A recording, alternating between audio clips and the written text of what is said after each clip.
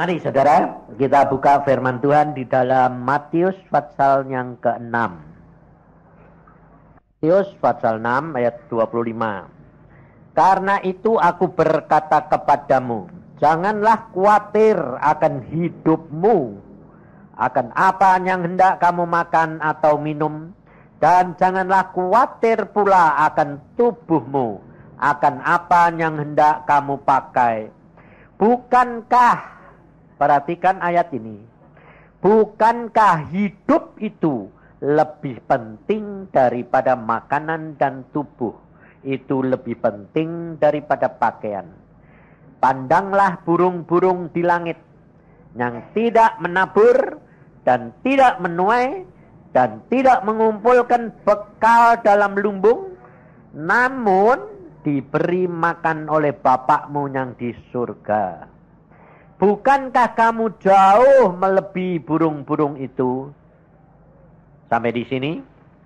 Kemudian ayat 33, 34. Tetapi carilah dahulu kerajaan Allah dan kebenarannya, maka semuanya itu akan ditambahkan kepadamu.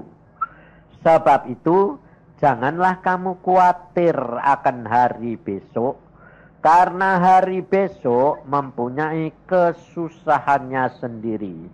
Kesusahan sehari cukuplah untuk sehari. Saudara,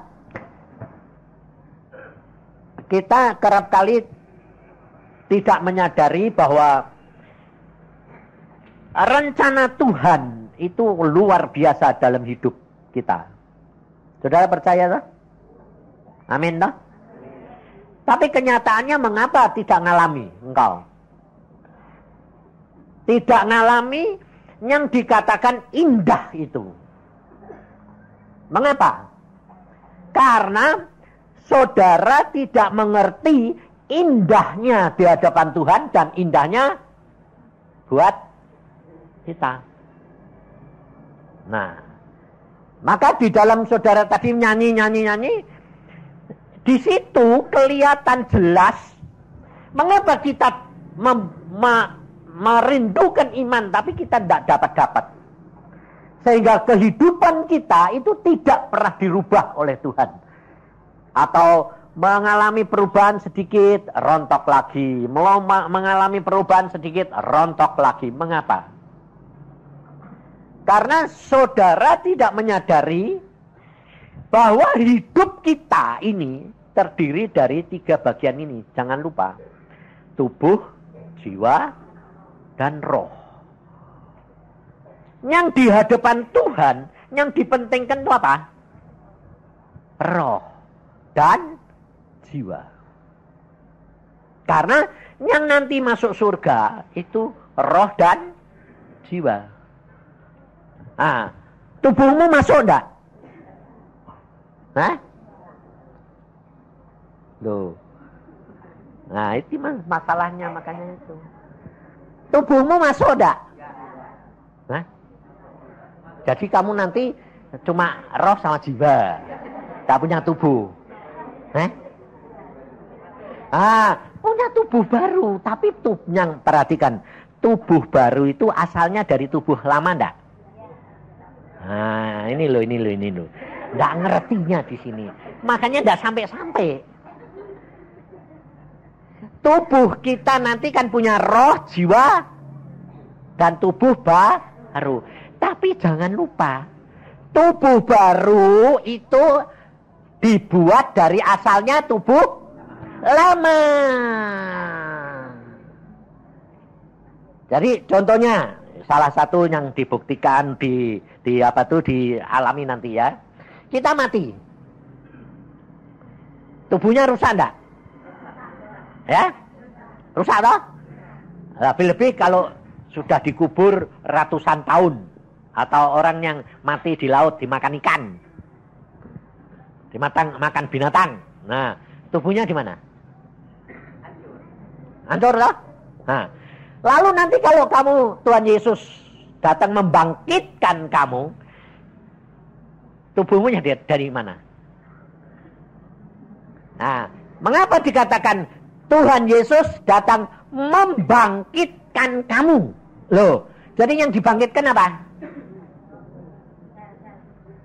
Nah, ini saudara. Roh sama jiwamu kan yang mati sudah 100 tahun mamanya mati. Sudah ada di surga enggak? Bagi orang yang percaya, jadi punya iman. Nah, jiwa sama rohnya sudah di sana enggak? Tubuhnya di mana? Di bumi, betul di bumi. Tapi tinggal, lo kok tulang? Kalau tulangnya sudah dimakan binatang atau ikan, jadi apa? Tinggal sel-selnya yang kecil amat itu. Nah, itu kan berserakan toh. Mamanya dimakan ikan, kan enggak dimakan ikan satu. Yang makan kan ikannya banyak. Ya toh? Nah, jadi selnya berada di mana?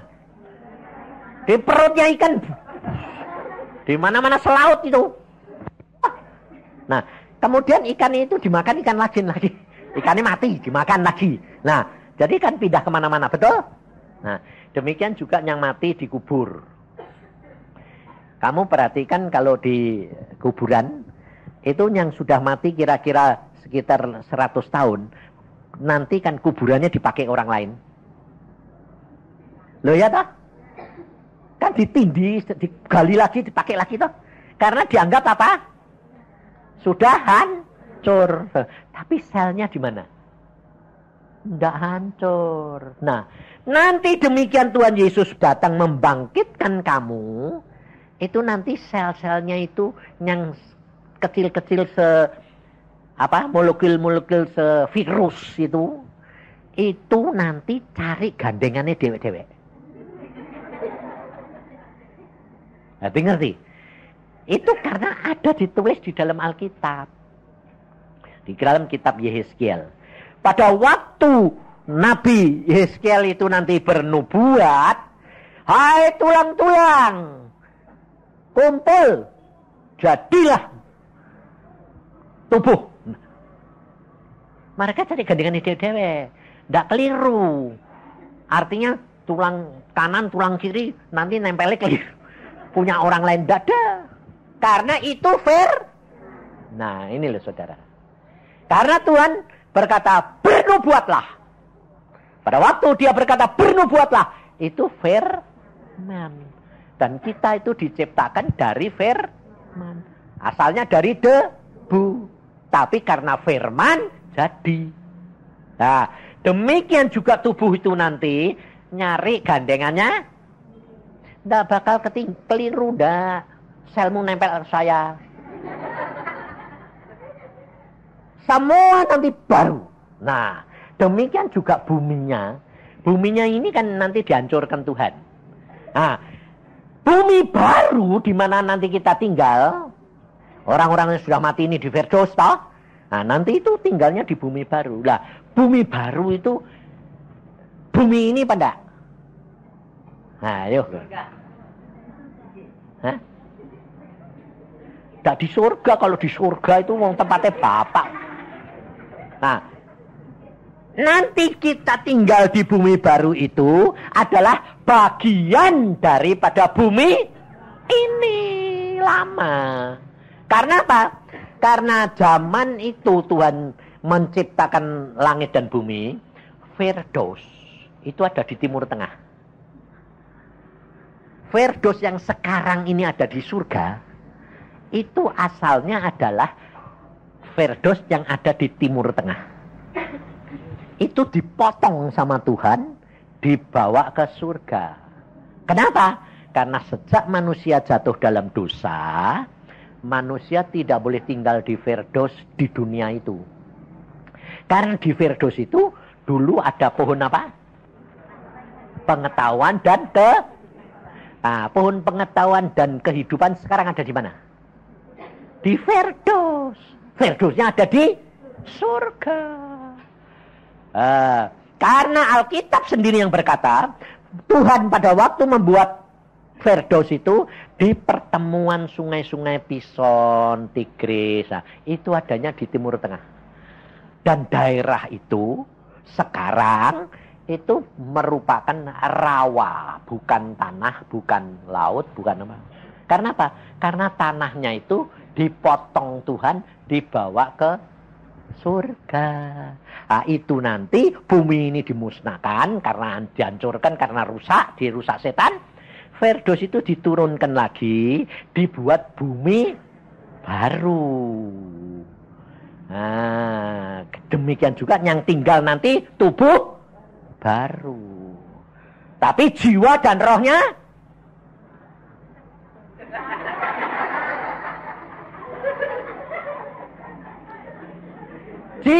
rohnya pun baru. Tapi asalnya dari jiwa dan roh lah. Kan Alkitab sudah berkata, siapa yang percaya di dalam Yesus adalah ciptaan yang baru. Ciptaan baru tapi asalnya dari yang lama. Jadi jangan hilang, terus nanti aku datang baru. Tidak ada. Nah, mengapa sekarang saudara mengalami masalah demi masalah, kok tidak keluar-keluar? Kenapa? Karena dibutuhkan iman. Iman itu adalah dunia rohani, dunia roh. Jadi kekristenan, setelah saudara dan saya menjadi orang Kristen, itu yang dunia roh ini yang harus lebih dominan, berkuasa kepada jiwa dan tubuh. Nah, makanya kerap kali orang-orang Kristen tanya begini, itu tidak Kristen kok diberkati lebih dari kita yang Kristen? Katanya Tuhan Maha Kuasa yang punya langit bumi, kok kita tidak diberkati? Lah, ya toh? Kenapa? Karena cara berpikirmu ini karena tidak ngerti bahwa Tuhan itu mengasihi bukan hanya orang Kristen. Karena Alkitab berkata Yesus datang untuk apa? Isi dunia. Jadi Tuhan itu mengasihi semua dunia ini enggak? Iya. Kristen enggak Kristen, Tuhan tetap mengasihi. Tapi bedanya kalau orang Kristen itu nasib dan takdir bisa diubah. Kalau orang enggak Kristen, enggak bisa diubah.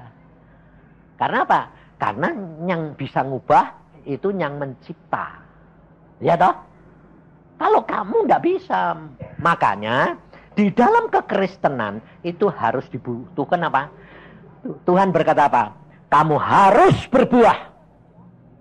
Kalau tidak berbuah, ditebang. Kalau dipotong ini masuk apa? Api, dibakar. Kenapa? Nah, sekarang kenapa kok harus berbuah? Nah, buah itu apa? Adalah perubahan daripada sifat watak perangai dari daging dan jiwa. Nah, jadi kalau saudara mau mengalami perubahan daripada hidupmu, permasalahanmu diatasi, maupun segala sesuatu yang kesukaran, kesulitan itu ada jalan keluar, hanya ada dengan iman. Dunia roh yang dijelmakan jadi daging. Jadi cara berpikirmu pun harus dirubah. Jadi jangan urusan masalah ini, makan, minum, kedudukan, uang. Itu yang jadi masalah kamu di dunia ini sebetulnya apa toh? Cuma itu toh? Penyakitan, daging, ya toh? Kepengen beli apa-apa, ndak bisa, duit. Ya toh? Jadi pikiranmu itu cuma di dalam masalah apa? Daging sama jiwa. Nah, sehingga kamu tidak bisa keluar-keluar. Karena apa? Karena mujizat dan kuasa Allah itu dapat dijadikan hanya karena iman. Alkitab berkata apa? Segala perkara dapat terjadi bagi orang percaya. Lah, iman itu apa? Percaya yang belum kelihatan. Jadi dunia roh, bukan dunia daging. Selama saudara dan saya berpikir masalahnya itu masalahmu, artinya sakit penyakit, keuangan, problem masalahmu membuat kamu sesak, membuat kamu lemah, takut, khawatir. Tidak ada jalan keluar. Makanya Tuhan berkata apa? Cari dulu kerajaan serta kebenarannya yang mana? Iman itu percaya Yesus. Abraham disebut bapak orang benar karena apa? Karena iman, karena percayanya kepada Allah Bapa itu. Demikian juga saudara. Saudara kalau mau selesai dalam segala perkara, hanya ada dengan iman. Percayamu kepada Yesus, itu yang menyelesaikan masalah. Saudara tidak akan dapat menyelesaikan masalah tanpa Yesus. Bagi orang Kristen. Ngerti tidak? Sebab kalau orang dunia pakai cara apapun dengan kekuatan dan dirinya sendiri atau dengan kekuatan setan. Tapi untuk kita, Tuhan berkata, cari dulu kerajaan Allah serta kebenarannya. Semuanya akan ditambahkan. Jadi selesai dengan sendirinya. Nah, coba baca di dalam Mazmur. Nanti makanya itu nanti gini, kalau kita sudah tahu, mengerti, bertobat, kemudian baru minta urapan daripada Tuhan itu. Coba baca di dalam Mazmur 91. Jadi saudara jangan terfokus kepada masalah. Selama kita hidup di dalam dunia, tidak bisa lepas dari masalah. Engkau orang yang disenangi Tuhan maupun orang yang dikasih karunia apapun tidak lepas dari masalah. Sebab Alkitab sudah begini. Mazmur 91 ayat 14-15. Sungguh hatinya melekat kepadaku, maka aku akan meluputkannya. Aku akan membentenginya sebab ia mengenal namaku. Bila ia berseru kepadaku, aku akan menjawab. Aku akan menyertai dia dalam kesesakan. Aku akan meluputkannya dan memuliakannya. Nah, perhatikan. Dibentengi, diluputkan, apa lagi? Hah? Loh, dimuliakan itu akhirnya kalau sudah berhasil. Yang penting pertama ini ya. Loh, kalau hatimu melekat, loh. Ini, kalau hatinya melekat itu berarti apa? Cari dulu kerajaan surga serta kebenarannya. Loh, kalau hatimu melekat kepada Tuhan Yesus dan firman-Nya, dia berkata apa? Jikalau engkau mengasihi aku, nah, orang yang mengasihi itu hatinya melekat dah. Iya.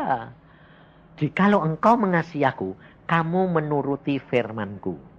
Lalu Tuhan berkata apa? Jikalau engkau di dalam aku, loh, karena kamu mengasihi aku, hatimu melekat kepada Tuhan, hatinya Tuhan, jadi kamu di dalam Tuhan. Dan firman-Ku, karena kamu mau nuruti firman, di dalam kamu, loh, bagian kamu, firman dia ada di dalam kamu, tapi bagian kamu mesti melekat sama Tuhan. Nah, melekatnya Tuhan dengan apa? Iman percaya itu tadi. Lalu dia berkata apa? Jikalau engkau di dalam aku dan firman-Ku di dalam kamu, maka bilang apa dia? Minta apa saja. Dapat enggak? Ayo. Yang kamu minta apa? Ayo. Nah, Bapak ini bilang selamat. Tapi 90% di sini apa? Selesai masalahku. Betul, betul? Nah, padahal kalau kamu bilang selesai masalahku, saya tadi bilang apa? Selama kamu hidup tidak pernah selesai masalahmu. Jadi kalau minta selesai masalahmu, betul lah? Tapi maksudmu kan gini, masalahku yang ini loh selesai. Nanti ada lagi, selesai lagi. Ngerti tidak saudara? Nah, kuncinya di mana? Karena hatimu terfokus terikat kepada masalah. Kepada dirimu sendiri. Kamu mengasihi dirimu sendiri. Loh, tidak rela. Padahal yang dituntut oleh Tuhan adalah iman seperti imannya Sedrah, Masrah, dan Abednego. Sekalipun aku tidak ketulungan pun tidak apa-apa, tetap aku percaya. Nah itu loh yang dibutuhkan. Kenapa? Karena dia tidak memasalahkan mati atau nanti masuk dapur api panasan. Kalau harus masuk, masuklah. Kalau harus mati, matilah. Loh, saya itu kalau ngomong kelihatannya gampang nah. Karena saya alami. Kamu boleh tanya istri saya. Saya pada waktu menghadapi mau dibunuh zaman 30S. Itu saya sudah divonis pasti mati. Polisi pun datang, letnan, bilang gini, Pak, Bapak itu nanti jam 11 malam pasti dibunuh. Aku bilang, kok gampang ngambil jiwa orang? Loh, ini tidak ada hukum, Pak. Dan Bapak kan tahu sendiri, di belakangmu itu ada kali.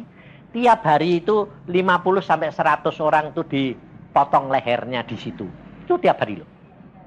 Di belakang rumah saya. Dan ini tidak ada, Pak. Bilang, tidak bakal, tidak bisa, Pak. Pasti.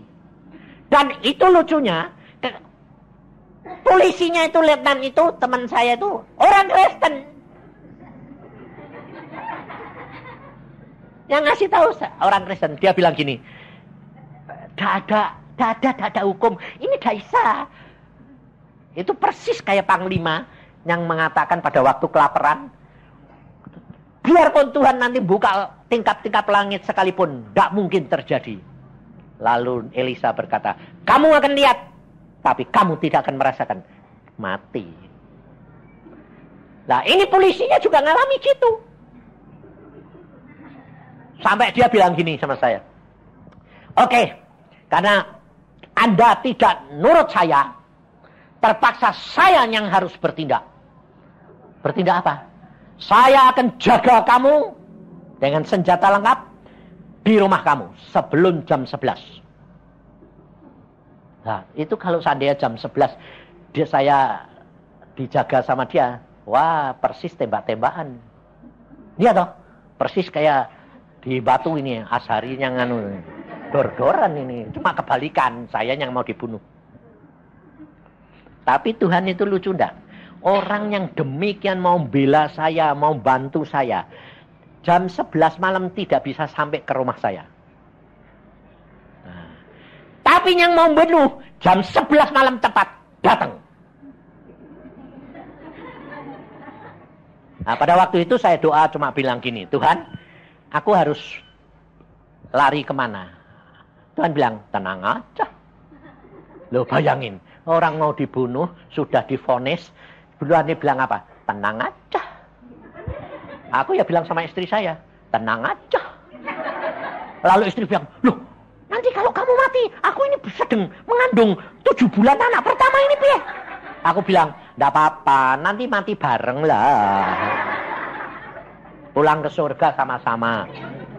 Ngapain pusing amat? Loh, kenapa? Kita enggak lari. Oh, Tuhan bilang, tenang aja. Ya tenang. Nah, saudara tahu, kalau kamu dapat firman, itu kamu bisa enggak mikir.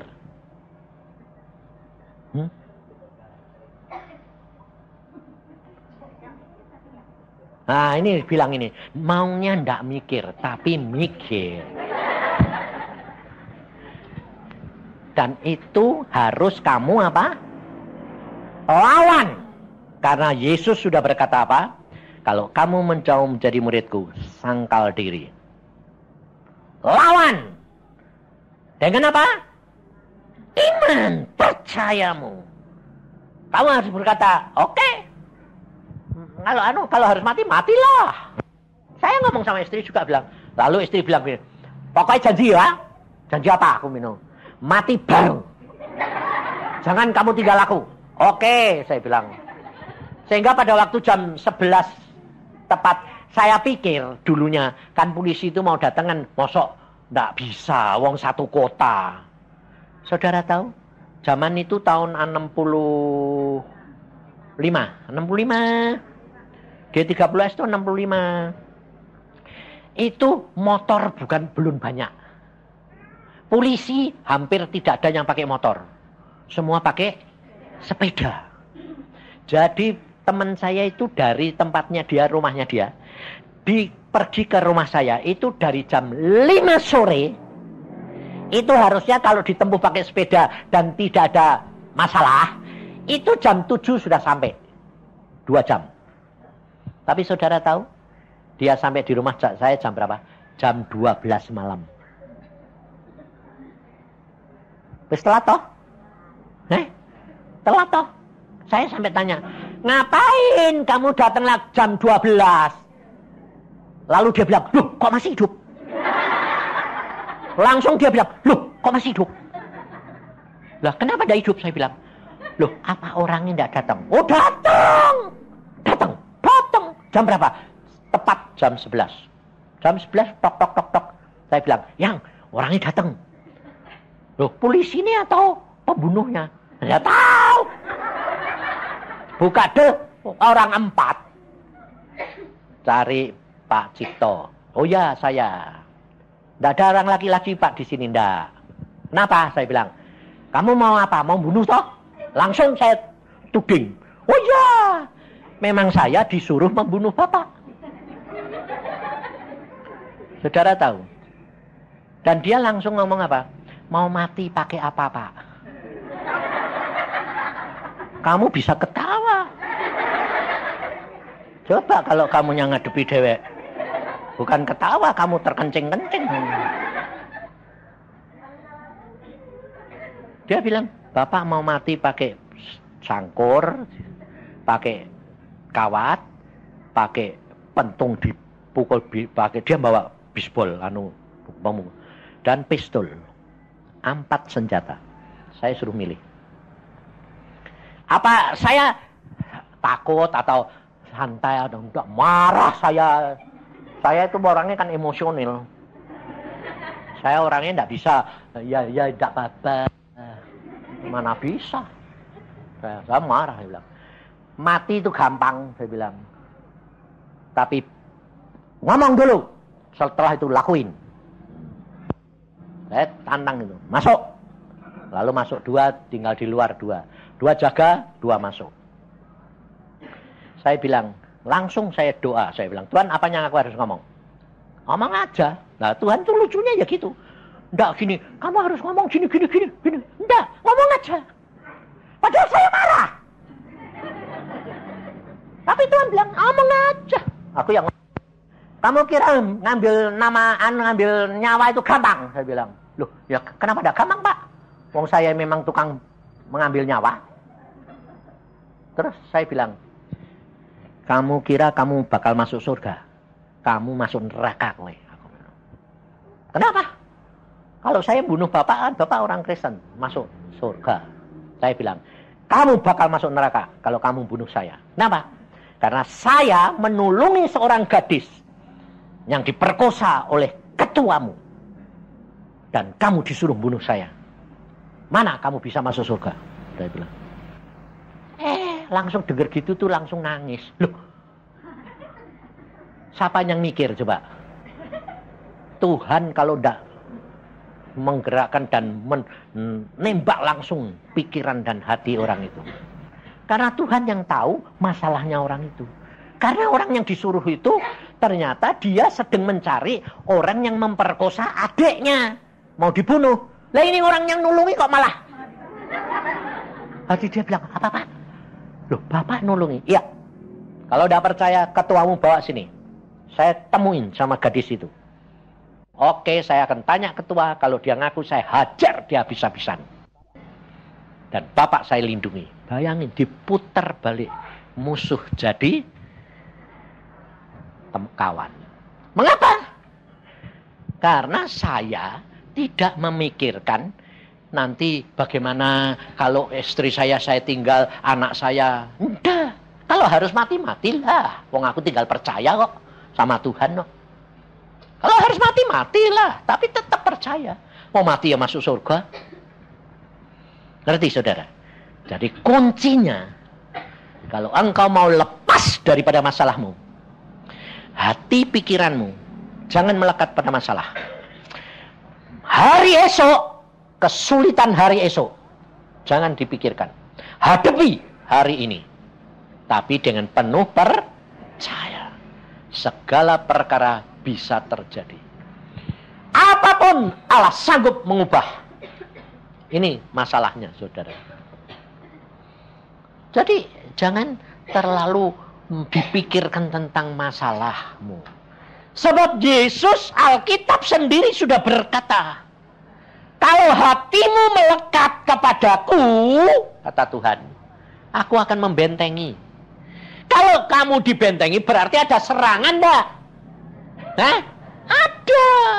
Tapi kamu terfokus kepada bagaimana caranya menyelesaikan, bagaimana caranya lepas dari serangan, bagaimana kita membuat benteng. Tidak bakal bisa.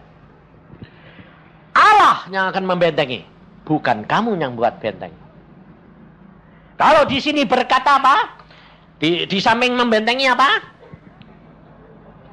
Aku akan meluputkannya. Loh, kalau diluputkan dari apa? Hah? Masalahmu. Dari apa? Entah kamu terancam, entah kamu dari segala tekanan, penyakit, segala penderitaan yang membuat kamu takut, khawatir. Dia akan meluputkan. Bukan kamu yang cari jalan keluar meluputkan diri. Dia yang akan mengatur. Karena dia sudah berkata, aku membentengi, aku meluputkan. Terus habis itu apa? Melepaskan dari kesesakan. Loh. Jadi tidak kamu yang cari. Segala perkara itu dapat terjadi karena iman. Percayamu. Tapi orang ini tidak menyadari. Karena apa? Tidak menyadarinya. Mintanya itu yang kelihatan, yang instan. Tidak bisa. Sebab Alkitab di sini sudah berkata, sungguh hatinya melekat. Artinya hari demi hari kamu membaca firman, berdoa, mengasihi dia, mengingat dia, berbicara kepada dia. Orang kalau sedang jatuh cinta itu ingat terus enggak pacare? Ayo, ingat terus toh. Mimpi-mimpi pun ingat toh. Tapi kenapa kalau sudah kawin kok hilang? Kenapa? Loh. Ayo, kenapa kalau sudah kawin kok hilang kenapa? Tiap hari ketemu. Nah. Tiap hari ketemu, yang dulunya belum lihat sekarang sudah lihat. Kalau cinta itu kan masih bayangin, ini bagaimana ya toh. Terus kalau ketemu kan sudah ndak orisinil. Wong sudah ditempelin kabeh. Ya toh? Pakaiannya pun diganjel-ganjelin semua. Nah. Tapi kalau sudah kawin orisinil. Ya toh? Saudara perhatian, kenapa orang Kristen baru percaya pertama kali bertobat? Dia mendapat mujizat demi mujizat dan jalan keluar. Tapi kenapa kalau kamu sudah jadi Kristen bertahun-tahun, akhirnya kamu tidak mendapatkan jalan keluar dan mujizat? Ngerti? Karena saudara mengasihinya itu cinta, bukan kasih. Kalau cinta itu nuntut, kalau kasih itu memberi. Rela. Tuhan itu sama kita itu kasih. Saudara tahu. Maka dari itu saudara, kita harus sadar. Sadar. Apa? Kita harus dari dunia roh. Ini yang harus dikembangkan. Tubuh, oke, kita kalahkan. Dengan cara bagaimana? Beritahu. Paling-paling mati. Paling-paling menderita, paling-paling ini. Oke lah, kalau memang Tuhan kehendaki, aku harus begitu. Dengan membayar harga itu. Sebab apa? Sebab orang Kristen salah pengertian. Kan aku sudah diampuni, jadi tidak usah bayar lagi, betul? Ini salah. Alkitab berkata, aku sudah mengampuni, tapi aku tidak membebaskan dia dari hukuman. Ngerti? Makanya orang Kristen hukumannya diberikan di dunia ini supaya bisa masuk surga bebas. Kalau orang dunia hukumannya belum tentu dijatuhkan di dunia, tapi nanti di neraka. Ngerti saudara? Ini bedanya. Jadi kalau kita menderita, Alkitab berkata, aku akan meluputkan. Bukan berarti kamu lalu bebas sama sekali. Tidak. Karena Alkitab berkata juga, aku sudah mengampuni, tapi aku tidak melepaskan dia, membebaskan dia dari hukuman. Segala sesuatu ada harga yang saudara dan saya harus bayar. Maka dari itu Alkitab berkata apa? Ucapkan syukur. Apapun kamu boleh minta, tapi dengan penuh percaya, iman. Lalu habis itu ucapkan syukur. Kalau belum diberi jalan sekarang, karena Tuhan yang tahu. Kamu mesti harus bayar, waktunya waktu Tuhan. Caranya bagaimana? Jalannya tidak terselami. Tidak bisa mengerti. Saya mengenal Tuhan dari umur 12 sampai sekarang 70 tahun. Saya tetap berkata apa? Banyak hal ku tak mengerti. Karena apa? Selalu baru, selalu baru. Yang saya kira mestinya begini, mestinya gini. Tidak. Tuhan bilang, tidak bisa diukur, tidak bisa dimengerti. Karena itu iman. Jalan keluarnya, semuanya hanya mengenai percaya. Dia yang akan berperang, dia yang akan menyelesaikan, dia yang akan membentengi, dia yang akan meluputkan, dia yang akan membuat jalan. Bukan kamu. Maka dari itu, yang kita butuhkan sekarang apa? Bertobat. Setelah kita mendengar firman ini, kita mengerti, kita harus bertobat. Ngerti tidak? Kalau kita bertobat, kita hari ini minta, Tuhan pasti karuniakan. Karena apa? Itu anugerah. Karena hari ini sebetulnya kamu dengar Meriadi sendiri, tidak ada yang khotbah. Dia juga sudah bilang, Pak Yusa, bagaimana sih Pak Yusa? Tidak ya, aku sudah tidak pernah khotbah. Kecuali kalau bos di surga ngomong, ya ngomong. Kalau tidak urusan saya. Tidak peduli saya. Yang rugi ya kamu. Yang ngalami ya kowe. Ngapain pusing-pusing? Saya cuma hanya apa? Nurut apa yang dia mau. Jadi tadi pujian ini saya duduk di sana. Pokoknya kalau engkau tidak nyuruh ngomong, tidak ngomong. Semi sama Wiryadi sudah cukup. Terus Tuhan bilang, kamu ngomong. Ngomong apa? Lalu udah sana ngomong. Ya wis ngomong. Hanya suruh apa? Membuat saudara mengerti, saudara bertobat, supaya saudara memperoleh anugerah itu. Ngerti? Sudah ngerti? Amin. Amin tuh sungguhan nanti pulang dari sini. Piye ya?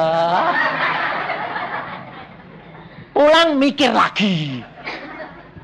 Terus cari jalan dewek. Bayare utang piye? Utang nundang. Coba bayangin. Ya percuma. Nggak keluar-keluar nanti. Jangan saudara kira kalau saya ini nggak ngalami semua. Saya ngalami. 6 bulan kawin sama istri saya itu makan ketela, tidak bisa makan nasi, makan ketela 6 bulan. Ngerti tidak? Bukan karena tidak punya duit. Bukan. Wong istri saya kaya, anaknya orang kaya. Bukan tidak punya duit. Tapi kenapa? Karena kesalahan kita sendiri. Habis kawin, bawa hadiah, bawa duit, bawa emas, bawa anu semua. Satu koper di kereta api dicuri orang. Seluruh uang, seluruh harta habis ludes. Dicuri di kereta api. Padahal dia loh. Saya itu mau kencing itu saya bilang, yang kamu lihat koper. Sebab kopermu diincer orang. Lah kamu kemana? Aku tak kencing sebentar aja. Tempatnya kencing, tempat duduk saya sama depannya tempat duduk saya itu tempatnya kencing. Jadi saya tidak pergi jauh. Masuk keluar, tidak ada 5 menit. Keluar, loh yang kopernya mana? Hah, hilang. Udah, tidak punya apa-apa. 6 bulan makan ketela. Saya bilang, konsekuen. Aku tak minta sama cici saya, dak. Konsekuen. Kalau sudah kita salah, ya sudah, tanggung. Lah kalau kita tidak bisa makan, paling-paling mati. Pokoknya sembahyang aja, aku minta Tuhan. Loh, itu saya, saudara. Demikian punya rumah ini, saudara tahu. Tidak punya duit, tidak punya apa-apa. Tuhan bilang, aku sudah sediakan rumah. Pikiranmu lalu, duitnya datang dewe, plok. Tidak bisa. Maunya Tuhan tidak gitu ya, udah. Sampai tak tunggu. Berbulan-bulan Tuhan bilang, nanti, kan masih lama. Masih lama. Baru dikasih kurang berapa? 1 jam. Bayangin. Malam itu kita doa, Tuhan, aku ini gimana? Besok nanti aku agak mau ngomong. Besok jam 11 itu rumahnya dirobohin loh Tuhan. Iya kan besok jam 11. Besok pagi, ya wes. Jam 5 kita bangun sembahyang dengan harapan Tuhan ngomong. Oh, gimana kita? Tuhan ngomong lagi. Ini kan baru jam 5. Nanti di gereja aja aku mau ngomong. Pergi gereja jam 7 sampai jam 8. Ah, ya sudah. Di gereja 1 jam. Konsentrasi. Kamu kan gitu toh. Mana Tuhan tidak ngomong-ngomong. Nah, salah. Justru kamu konsentrasi gitu, Tuhan tidak mau ngomong. Kenapa? Karena Tuhan kamu ukur dengan pikiran, bukan roh. Istri saya, aku bilang, setiap 10 atau 15 menit, sudah ngomong belum? Loh, aku bilang, sudah dengeri khotbah. Sudah ngomong belum? Dengeri khotbah. Jadi dia sendiri keliwat tegang, malah pikirannya, bisa ngomong belum? Tidak bisa. Dan dia mau ngomongnya apa? Setelah selesai kebaktian. Selesainya itu kalau selesai, amin. Amin ini terakhir lagi ngomong. Nanti amin terakhir, mau keluar ini, baru ngomong. Rumahmu di Jalan Gatot Subroto. Nah, langsung dia nyenggol. Sudah ngomong? Iya sudah. Berhenti, dia ngomongnya terus. Nomornya berapa? Yang punya siapa? Di daerah mana? Nggak tahu. Nggak mau ngomong lagi doan. Nah, gara-gara wis ngomong. Wis. Nggak mau ngomong. Makanya saya bilang apa? Kenali Tuhan. Maka kamu akan mengalami bersama dengan Tuhan. Nanti kamu hidup apa? Rileks. Hidup kekristenan itu apa? Glinding baik. Tahu glinding? Tahu glinding enggak? Orang Sunda mungkin arti. Glinding ya muter tapi jangan digerakkan dewek. Muter, glinding wae. Kalau jalanannya turun ya glindingnya cepat. Kalau jalannya naik ya ngos-ngosan. Kalau suruh berhenti ya berhenti. Sudah toh. Udah. Karena dia sudah merencanakan yang terbaik, dia sudah ngatur segala-galanya meskipun tidak enak, belum enak. Tapi nanti akhirnya dimuliakan. Nah, kalau sudah sampai dimuliakan enak enggak? Enak. Tapi hati-hati. Bisa dan kalau sombong kok dihukum, dibuang. Bahayanya di situ, saudara. Dari itu hari ini sudah ngerti? Mari kita berdoa.